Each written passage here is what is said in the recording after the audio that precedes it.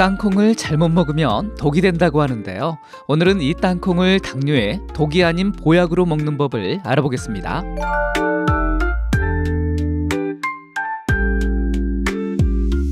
오늘은 당뇨인께 희소식이 될 만한 특별한 견과류, 바로 땅콩에 대해 이야기해 보려고 합니다. 사실 땅콩은 콩에 더 가깝지만 견과류처럼 즐겨 먹잖아요. 그래서 오늘 영상에선 견과류로 소개하겠습니다. 여러분, 땅콩이 당뇨에 좋다는 말 들어보셨나요? 그런데 정말일까요? 살짝 어떻게 먹는지에 따라서 독이 되기도 하고 당뇨 보약이 되기도 한다는데요. 오늘 영상에서는 이 땅콩의 놀라운 당뇨 효과에 대해 알아보고요. 어떻게 먹기에 독이 되는지, 그리고 당뇨의 보약으로 먹는 방법은 어떤 것인지 알려드리겠습니다. 지금부터 낱낱이 파헤쳐볼까요? 안녕하세요. KK 건강입니다. 먼저 땅콩이 왜 혈당 관리에 숨은 조력자인지 알아볼까요? 흔히 땅콩은 칼로리가 높고 지방이 많아서 당뇨에 좋지 않을 거라고 생각하기 쉽습니다. 여러분들 중에도 그렇게 생각했던 분들이 계실 것 같은데요.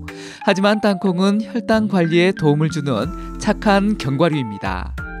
비밀은 바로 땅콩의 낮은 혈당 지수에 있습니다. 혈당 지수는 음식을 섭취한 후 혈당이 얼마나 빨리 올라가는지를 나타내는 수치인데요. 땅콩의 혈당 지수는 13으로 매우 낮습니다. 혈당 지수가 낮은 식품은 혈당을 천천히 올리기 때문에 당뇨 환자분들께 아주 좋습니다. 혈당 부하 지수도 낮은데요.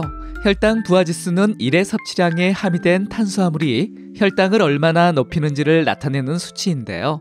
땅콩 하루 섭취량인 28g의 혈당 부하 지수는 0.6밖에 되지 않습니다. 즉, 적정량을 섭취하면 혈당 걱정 없이 땅콩의 영양을 듬뿍 누릴 수 있다는 뜻이죠. 땅콩에는 탄수화물보다 단백질과 몸에 좋은 지방이 풍부합니다. 탄수화물은 혈당에 큰 영향을 주지만 단백질과 지방은 혈당에 미치는 영향이 적잖아요.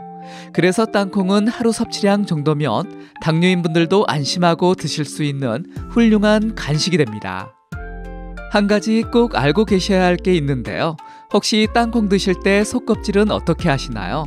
그냥 버리시는 분들이 많을 텐데요. 이제부터는 절대 버리지 마세요. 땅콩 속껍질에는 놀라운 효능이 숨겨져 있습니다. 바로 루테올린이라는 성분 때문인데요. 이 루테올린은 대사증후군을 개선하는 데 탁월한 효과가 있는 성분입니다. 루테올린은 인슐린 저항성을 낮춰주고요.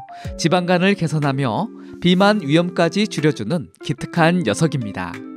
특히 땅콩 속껍질에는 브로콜리나 당근보다 훨씬 많은 양의 루테올린이 들어있어요. 무려 8배 이상이나 많이 함유되어 있다고 하니까요. 버리기 정말 아깝지 않나요? 게다가 땅콩 속껍질에는 항산화 성분도 풍부해서 노화 방지에도 도움을 줍니다. 땅콩, 이제 속껍질까지 꼭꼭 챙겨 드세요. 당뇨병 환자분들은 혈당 관리뿐만 아니라 심혈관 건강에도 각별히 신경 써야 합니다. 당뇨병은 심혈관 질환의 위험을 높이는 주요 원인 중 하나이기 때문인데요. 하지만 이 땅콩이 여러분의 심혈관 건강 지킴이가 되어줄 수 있습니다. 땅콩에는 단일 불포화지방산이 풍부합니다. 이 단일 불포화지방산은 착한 지방이라고 불리는데요. 혈관 건강에 도움을 주고 나쁜 콜레스테롤 수치를 낮춰주는 효과가 있습니다. 하버드 의과대학에서 수행한 연구가 있는데요.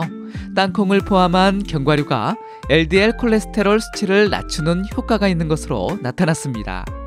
이는 당뇨 환자에게 흔한 심혈관 질환의 위험을 줄이는데 도움이 된다는 것을 시사하고 있습니다. 아무리 좋은 음식도 과하면 독이 될 수 있잖아요. 땅콩 역시 마찬가지인데요. 땅콩에는 오메가6 지방산이 많이 함유되어 있습니다. 오메가6 지방산은 우리 몸에 꼭 필요한 영양소입니다. 하지만 과다 섭취하면 염증을 유발할 수 있는데요. 그래서 오메가3 지방산과의 균형이 아주 중요합니다. 건강한 오메가3와 오메가6 섭취 비율은 1:1에서 1:4 정도입니다. 그렇다면 어떻게 이 균형을 맞출 수 있을까요? 가장 좋은 방법은 오메가3가 풍부한 식품을 함께 섭취하는 것입니다. 대표적인 식품으로는 호두가 있는데요. 호두는 모든 견과류 중에서 오메가3 함량이 가장 높습니다. 100g 기준으로 호두에는 약 9g의 오메가3 지방산이 들어있어요. 따라서 땅콩과 호두를 함께 섭취하거나 번갈아가며 섭취하는 것이 좋습니다. 그 외에도 오메가3 풍부 식품으로는 아마씨가 있습니다. 아마씨는 100g당 약 22g의 오메가3를 함유하고 있어요. 식물성 오메가3의 최고 공급원입니다. 아마씨는 샐러드나 요거트에 뿌려 먹거나 빵이나 쿠키를 만들 때 넣어 먹으면 고소한 맛과 영양을 더할 수 있습니다. 땅콩과 아마씨를 함께 섭취하는 방법은 다양합니다. 예를 들어 땅콩 버터를 바른 빵에 아마씨를 뿌려 먹거나 샐러드에 땅콩과 아마씨를 함께 넣어 먹는 것도 좋은 방법입니다. 단, 흡수율을 높이기 위해서는 드시기 바로 직전에 그라인더로 갈아서 드셔야 한다는 것입니다. 이가 약하신 분들은 그냥 드시기 힘드실 수 있습니다.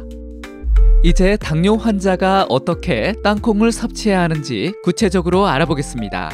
첫째, 양이 중요합니다. 전문가들은 당뇨 환자의 하루 땅콩 섭취량으로 약 28g을 권장하는데요. 이 정도 양이면 영양을 충분히 섭취하면서도 칼로리도 조절할 수 있습니다.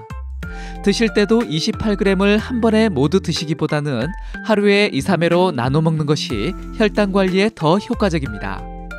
둘째, 가공 방식에 주의해야 합니다. 시중에 보면 소금이나 설탕, 기름을 많이 첨가한 가공 땅콩들 참 많지요. 하지만 이런 건 절대 드시지 않는 게 좋습니다.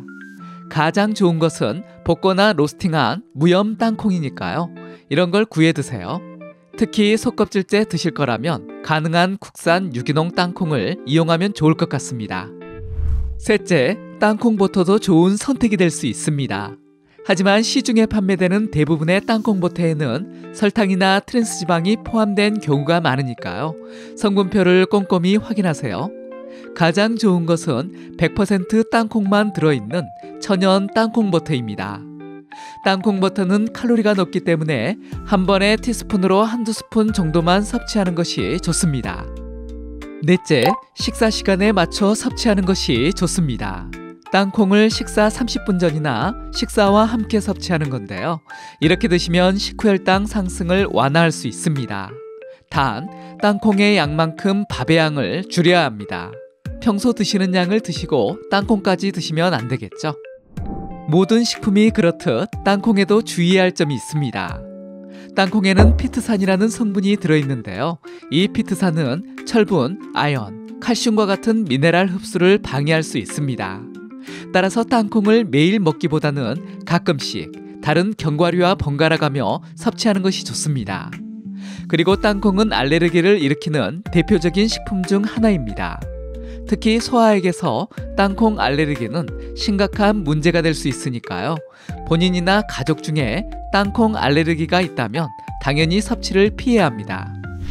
땅콩은 칼로리가 높은 식품입니다. 100g당 약 567칼로리로 과다하게 섭취하면 체중 증가로 이어질 수 있어요. 앞서 언급한 대로 하루 28g 정도로 제한하는 것이 좋습니다. 마지막으로 땅콩은 아플라톡신이라는 곰팡이 독소에 오염될 위험이 있습니다. 이 독소는 간 손상을 일으킬 수 있으니까요. 땅콩을 구입할 때는 신선한 제품을 선택하고 보관할 때는 서늘하고 건조한 곳에 밀폐 용기에 보관하는 것이 좋습니다. 오늘은 당뇨병과 땅콩에 대한 오해를 풀고 땅콩의 놀라운 효능과 올바른 섭취법에 대해 자세히 알아봤습니다. 땅콩, 이제는 당뇨 환자분들도 안심하고 드실 수 있겠죠? 하지만 뭐든지 과유불급이라는 사실 잊지 마세요.